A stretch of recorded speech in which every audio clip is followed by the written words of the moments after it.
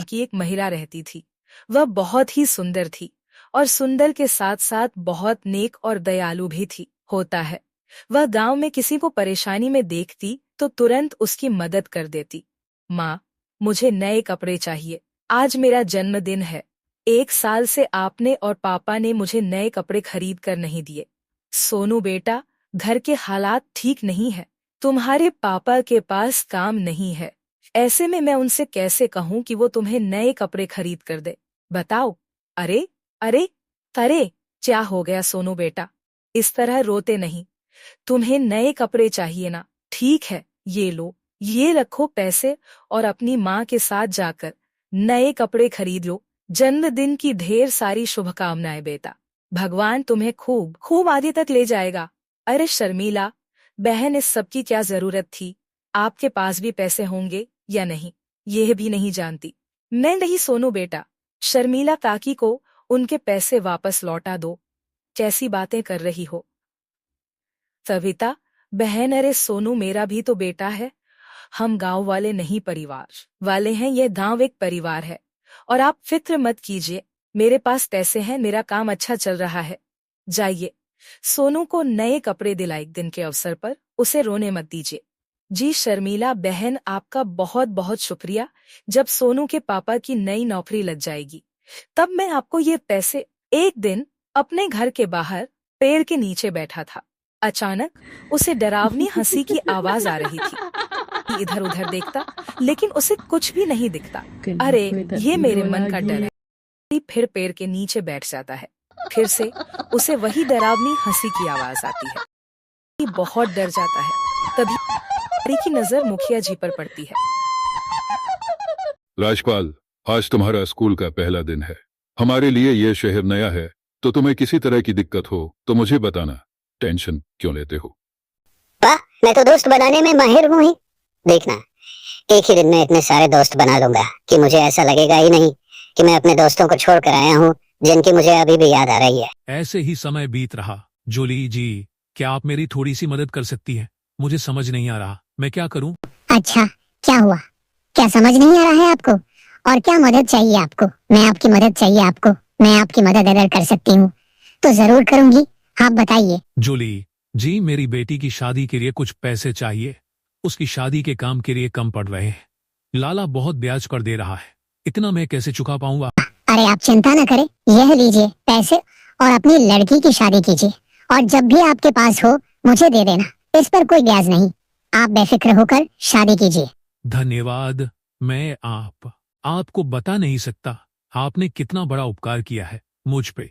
मैं आपको यह पैसे जल्दी ही लौटा दूंगा। आप उसकी चिंता ना करें, आप जाकर बेटी की शादी संभाल। जूली मदद करने से कभी पीछे नहीं हटती थी और लोगों की भरपूर मदद किया करती थी, पर वह एक चीज में गांव वालों की मदद नहीं कर पा रही थी।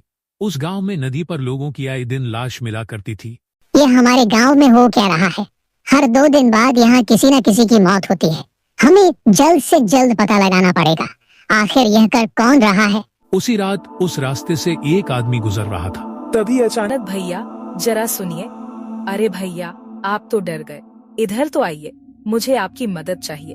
नहीं, हम किसी की मदद नहीं करते हैं, हम बहुत गंदे आदमी हैं, हमें घर जाने दीजिए, जाने दीजिए, जाने दीजिए ना।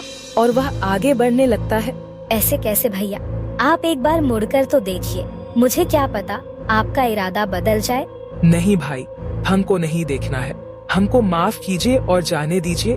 देवी जी, मैंने बोला ना कि मुझे देखो, समझ नहीं आता तुझे? गर्दन मुड़ते ही वो आदमी मर जाता है।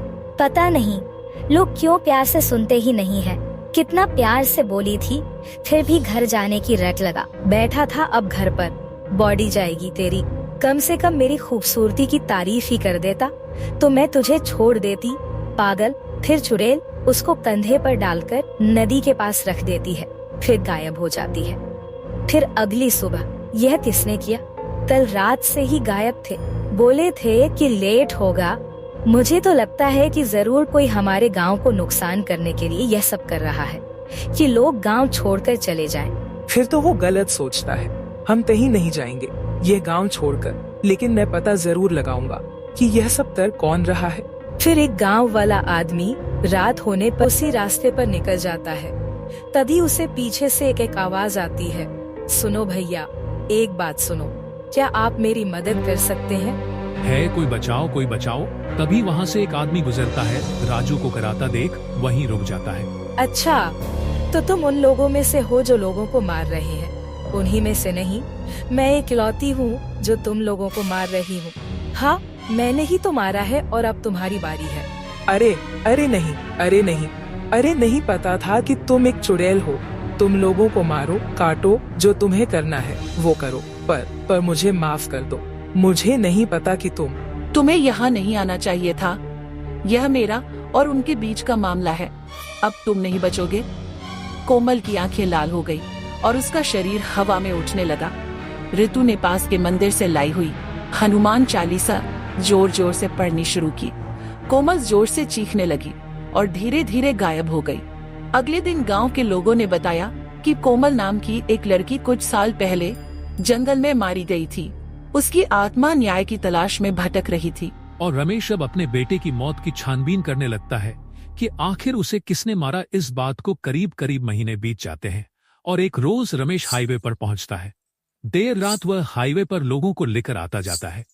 तभी उसे दूर एक छोटी सी बच्ची और एक औरत घूमते हुए नजर आते हैं। रमेश इधर उधर देखने लगता है और जब वह उस औरत की तरफ देखता है तो वहां उसे कोई नजर नहीं आता। उसे एहसास हो जाता है कि यहाँ कुछ तो गड़बड़ है। अब वो तांत्रिक का सहारा लेता है। तांत्रिक बाबा, बहुत परेशानी में हूँ। मैं अपने इकलौते बेटे को खो दिया है और कुछ दिनों से जब मैं हाईवे पर जा रहा हूँ तो मुझे वहाँ अजीब अजीब बुरी शक्ति दिख रही है। मुझे ऐसा लग रहा है हो ना हो यह किसी बुरी शक्ति का ही काम हो सकता है। ठीक है, इसका भी पता लग जाएगा। तुम चिंता ना करो, कल तुम रात के 12 बजे यहाँ उपस्थित रहना। मैं उसका पता जरूर लगा लूंगा जिसने तुम्हारे बेटे को मारा है। अब अगले ही दिन रमेश खाना खाकर रात के वक्त तांत्रिक के पास पहुंचता है। तांत्रिक भी पूजा पाठ अनुष्ठान करके यह पता लगाने की कोशिश करता है कि रमेश के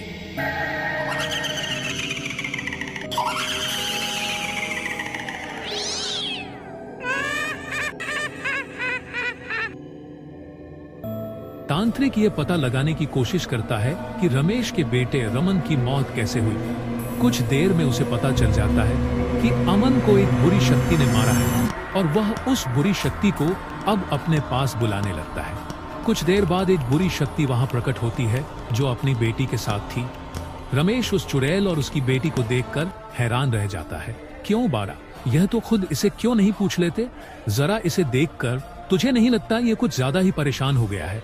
मुझे देखकर कुछ सालों पहले हाईवे पर मेरी गाड़ी के सामने एक औरत और एक बच्ची अचानक सामने आ गए थे, जिसके बाद मैंने जब तक ब्रेक लगाया वो दोनों मेरी कार से कुछ ले जा चुके थे। हम इसका मतलब कि तुम्हारे हाथों घोर पाप हुआ है जिसका अंजाम तुम अपने बेटे को खोकर भुगत रहे हो।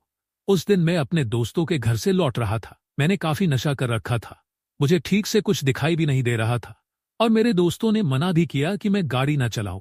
फिर भी तू गाड़ी चलाकर बिना किसी की जान की परवाह किए अपनी गाड़ी लेकर बाहर निकल चुका था। हाँ, जब मैं गाड़ी चला रहा था तो मुझे ढंग से कुछ नजर भी नहीं आ रहा था। मैं अपनी गलती कबूल कर लेता तो, लेकिन तुम्हें इसके लिए माफी तो मांगनी चाहिए थी। तुमने माफी क्यों नहीं मांगी? मुझे क्या पता था इतने सालों बाद ये सारी चीजें लौट कर आएंगी। भगवान, मुझसे गलती हुई तो थी, लेकिन मेरे बेटे को छीनकर मुझे इतना बड़ा दुख देने की क्या जरूरत थी? तो तुम्हें आज अपने बच्चे को खोने का दर्द पता चल रहा है। इस तरह मुझे भी अपने बच्चे को खोने का दर्द उस वक्त हुआ जब तेज रफ्तार गाड़ी उसकी तरफ पड़ रही थी और मैंने जब उसे बचाना चाहा तो तुमने मुझे भी कुचल दिया। कुछ दिनों पहले वो वही कार लेकर घूम रहा था। जब मैंने उसका पीछा किया तो मुझे तुम्हारे बारे में पता चला और अक्सर ही वह मुझे हाईवे पर नजर आ गया। और एक रोज मैं तुम्हारा बेटा मुझे हाईवे पर नजर आया। मैंने उसे पकड़कर उसी वक्त मैंने उसे मार डाला और मेरा सालों पुराना बदला पूरा हुआ। रमेश को अब अपने किए का पछतावा आज हो रहा था। उसकी इतनी गलती थी कि वह नशे की हालत में गाड़ी चला रहा था और सामने सरस्वती और उसकी बेटी आ गए थे। सरस्वती, तुम इसे माफ कर दो, गलती हो गई, जानकर नहीं मारा तुम्हें। चलो मैं तुम्हें मुक्ति दिला।